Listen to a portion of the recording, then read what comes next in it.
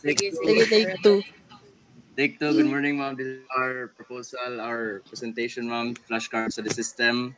Ako ang leader, ma'ams, na members kay si Apuya, Bohos, Manila, Tinunga, and this is our presentation. So let's start with the introduction. So, what is our system all about?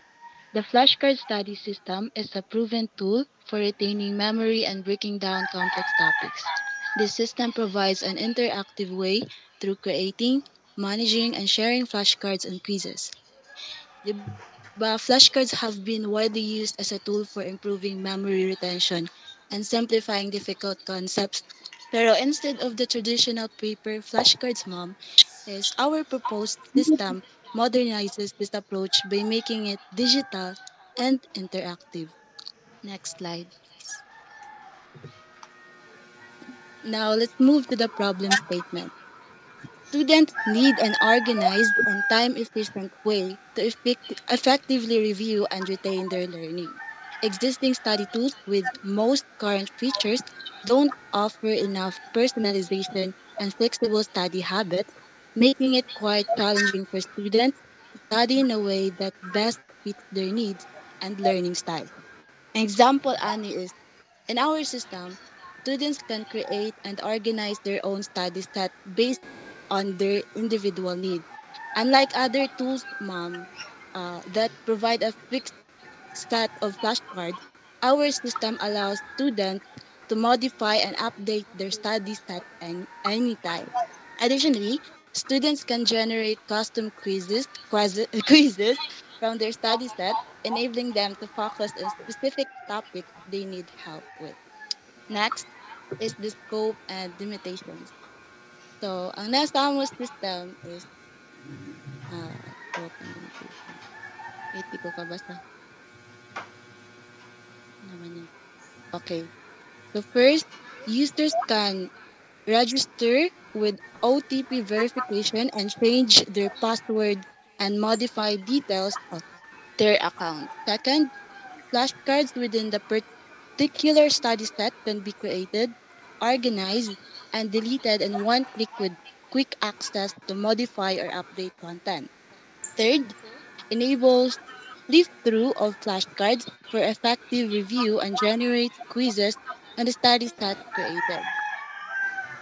Users can create quizzes from the study set, take quizzes, and share quiz links. And lastly, users are able to view their quiz score. So, di na ako mo go into further detail, Annie, as the next presenter will explain the features of our system. However, here are the limitations of flashcard study system. Next slide. So, first is the quiz feedback. Users can only see their quiz scores but won't be able to view which answers they got right or wrong. Second is no class performance tracking. The system does not support tracking overall class performance, analyzing struggles with specific topics. And lastly, no billing or payment features. So the system does not include any billing or payment functions, making it free for users. So that's all for the introduction. So, karon let's move to the proposed system. So, mabati ko no? Batik. Yeah. Okay, so sa system overview, Flashcard Study System is a web system built for people who want to study through the use of their browser without the need of physically making flashcards to review or making a task for themselves. This is great for people who want to review with the convenience of their devices. So, para gisulti ni Bohols no na is to create convenience para sa users para di na sila magmanuman og himo sa flashcards para makahimo sila in the convenience of their devices. And para sad na mas kuan lang sad, mas sayon lang sad para sa users na part. Tapos ang features sa mo system kay flashcard rankings, obviously maka-create ng flashcards with terms and definitions. So mo na siya para maka-study review ka sa quiz making nasa para makahimo kag quiz, create a quiz for the flashcards made to test the user's knowledge. So besides sa maka-review kag flashcards, maka-take sa kag quiz para makaibaw ka if naka-learn gid ka sa mga study set na gipanghimo nimo. Tapos nasa tayo study set sharing.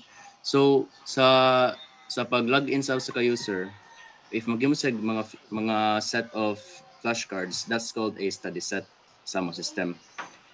Ang study set is composed of many flashcards. Tapos, more importantly, ang kanang study set, you can also share it with different users through link.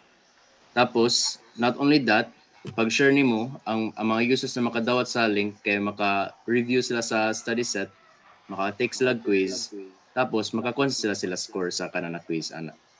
So that brings us to our next feature, score recording. Records the scores of the quiz taken by the author, the study set, as well as other users. So muna siyang amo system. So let us move on to the flowchart. Di mo kay ma. So muna mo flowchart karon sa start na mo kay sud kasi user interface. Tapos mo login ka. Tapos if wala pa gani kay account kay mo sign up ka, enter ka username, email, password, confirm, tapos tima kay humana na auto na ka sa login. Tapos tima if maka successfully login ka na ka sa study set, pwede ka mo-log out sa study set or pwede ka mo create og flashcards or study set, store sa database, balik sa diri. And the same also for the scores if mo take a quiz. Tapos the same sa if mo answer ka, mo matali ang score tapos mo balik ka sa study set or sa ato dashboard or sa main ato na page. In terms of ERD, not really flashcards, this is an ERD. Muna mo database na tables, ma'am. So first, ang admin, this is completely separated sa ERD kay wala may murag necessarily any relationship sa admin na table sa any other tables. So ang admin natay ID, username, password, niya date, time, ug consistent register. Tapos registration request, I'll explain this later. Tapos natay users. Tapos every user can have 0 or more scores because ang user kay pwede mo sila naka-take sila wala og usa ka quiz, wala pa sila ka-take og quiz or damo nila na-take na quiz, ergo scores nila. Tapos every user can have 0 or more study sets. If bago pa lang user kay wala pa sa mga study sets, pwede siya makarito og more na study sets. Tapos in every study set, there is 1 or more flashcards. In every study sets, there can only be 1 quiz because pag take mo quiz sa study set kay predefined naman ang mga content sa quiz. Tapos, muna na siya. So, ang workflow. After logging in, the user has the choice to create a new study set to choose any of their previously made ones.